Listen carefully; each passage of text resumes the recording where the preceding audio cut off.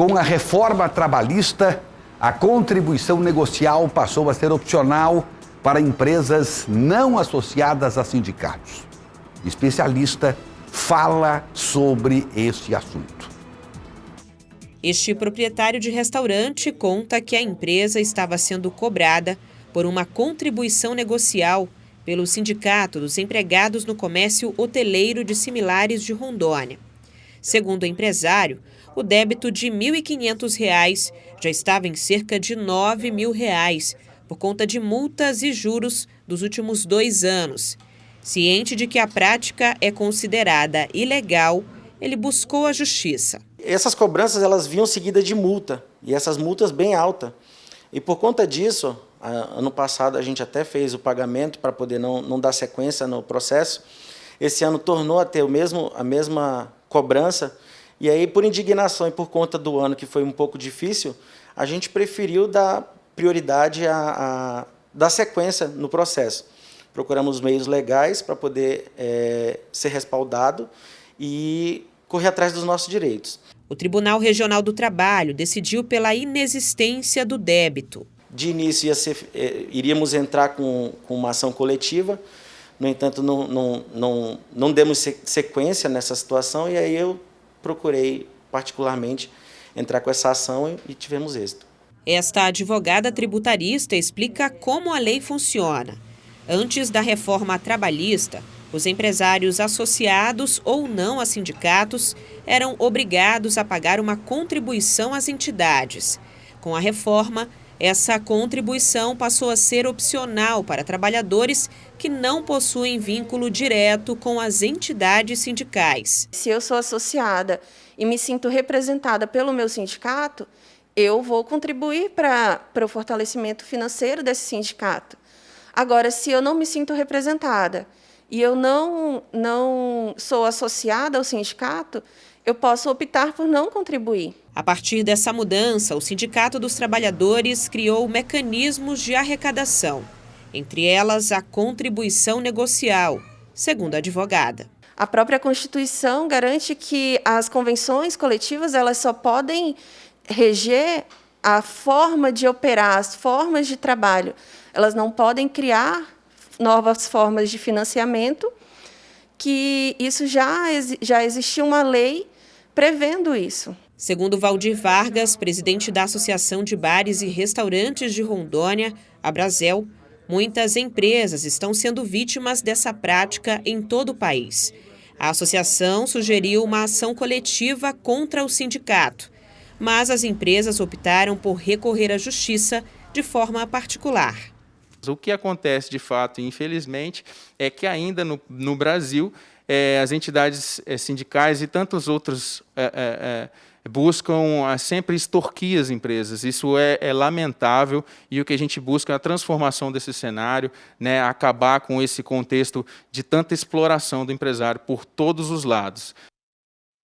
Olha, gente, hoje nesse país, hoje não, já há muito tempo, quase que desde sempre, você ser empresário é quase que você querer entrar numa aventura. E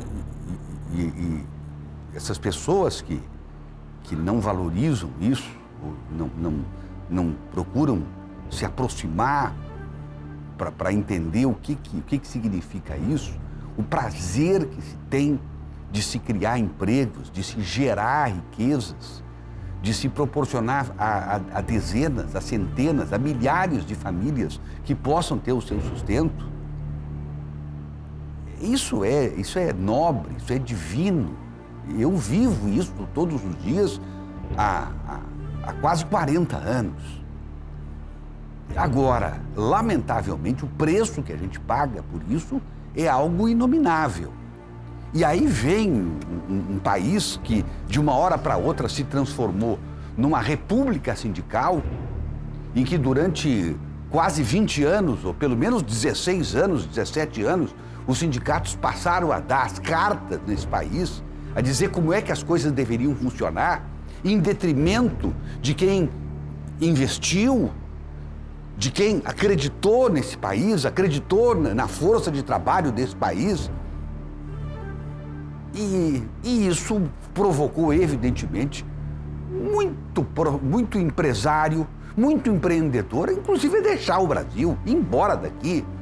E outros ficaram na resistência, buscando a sobrevivência com altivez, com dignidade. E agora surge essa história de o sindicato abrir mão de algumas questões que estariam lá no dissídio coletivo, que não são de agrado dos trabalhadores, desde que tenha o recebimento de uma taxa, como se fosse um pedágio, a ser pago pelos empresários, e muitos deles, a grande maioria deles, médios e pequenos empresários. E mais ainda, em tempos de pandemia, todos passando trabalho.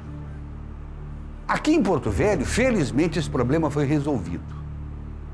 Já há um acordo, agora os feriados que vamos ter, final de ano, as lojas vão abrir no domingo, vão abrir final de semana, vão abrir em feriados. Isso vai facilitar a vida do consumidor, da população, e vai fazer também com que novos empregos sejam disponibilizados, novas vagas sejam abertas para que o povo possa trabalhar. E é claro, vai também evitar mas milhares de demissões. No interior do estado, algumas cidades ainda têm os sindicatos resistindo e não concordando com isso. E o próprio presidente da FEComércio, o Ranieri, tem apelado para que haja um acordo no interior do estado, que o sindicato abra mão dessa posição, porque lá a questão judicializou. E enquanto isso não acontecer, os empresários não vão contratar ninguém como mão de obra emergencial para as festas de final de ano, vão deixar de vender, o consumidor vai deixar de comprar em dias favoráveis para fazer as suas compras. Enfim, é uma situação terrível, e os sindicatos vão continuar sem receber o seu dinheiro, até porque já perderam aquela famosa contribuição impositiva, que na verdade era um achaque que nós tínhamos nesse país, achaque ao trabalhador. Como disse a advogada aí, se o trabalhador não se sente representado pelo seu sindicato, ele não precisa dar dinheiro para o sindicato. Ora, e agora isso acabou. No país, isso não, depois da debacle da República Sindical, isso não existe mais. Mas ainda nós temos algumas situações que precisam ser resolvidas urgentemente. E aí, sem dúvida alguma, também deve entrar o Congresso Nacional, o Senado e a Câmara dos Deputados.